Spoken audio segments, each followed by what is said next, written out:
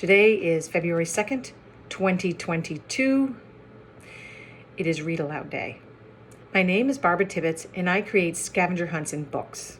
Do you know what a scavenger hunt is? A scavenger hunt is a game with a list of items to find. That's why I have eyes on my hat. This is the Lookbook Hometown USA. Inside the book, you'll find pictures of items to find that might be in your hometown or a town you're visiting. The first item is a mailbox. Now, it's actually a giant mailbox. Take a look right here. That's actually me. And I mailed a letter right from this mailbox. You've got mail. How do you receive your mail? Do you have a mailbox, a mail slot, or do you go to the post office to get your mail? Add a sticker when you find a mailbox or go to the post office in your hometown. There's a place for stickers right there. This is Hunter, a mascot, and the stickers are located in the back of the book with his favorite phrase, which is found it. Peel the sticker off and then put it on the page when you find the item. And the first item in this book is a mailbox.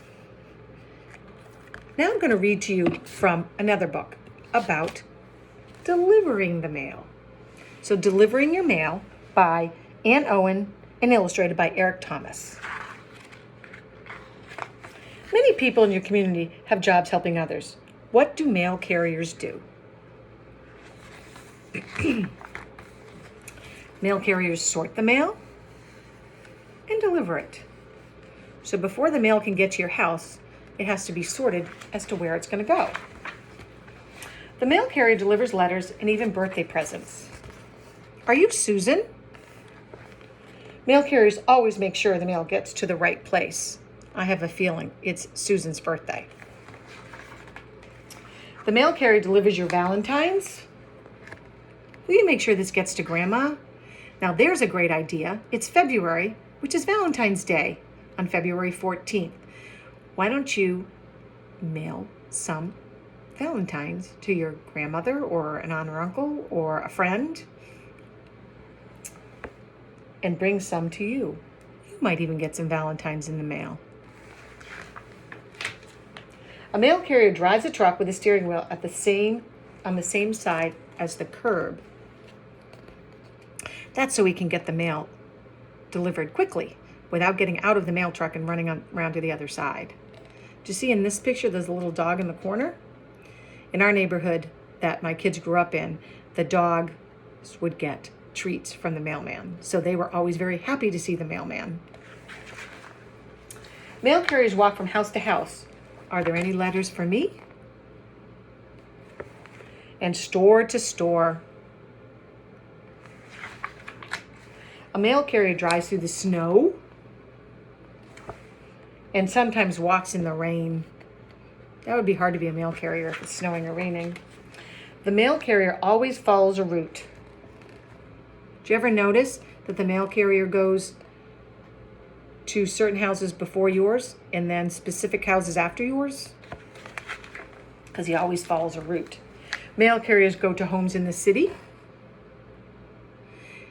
And if you live in the city, your mailboxes might be located right in your building if you live in an apartment or a condo. And farms in the country. And I imagine if the mail carrier is living in the country, he does a lot more driving. Say in the city, they probably walk.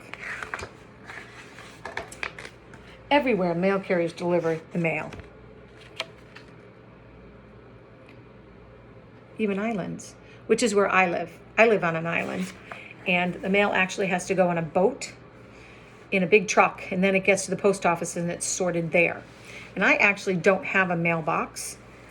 My mail goes right to the post office, to a post office box. We talked earlier about Valentine's Day being in February. So I think it would be really fun if you guys made some valentines to mail to a grandma or a grandpa or a cousin or an aunt or an uncle or a friend. And this is how you would address it if you were going to mail something. First of all, up in the left-hand corner, you put the return address. So that's your address. That's where if it got lost for some reason in the mail, maybe it wasn't deliverable because of the address or some mix-up, it would come back to you.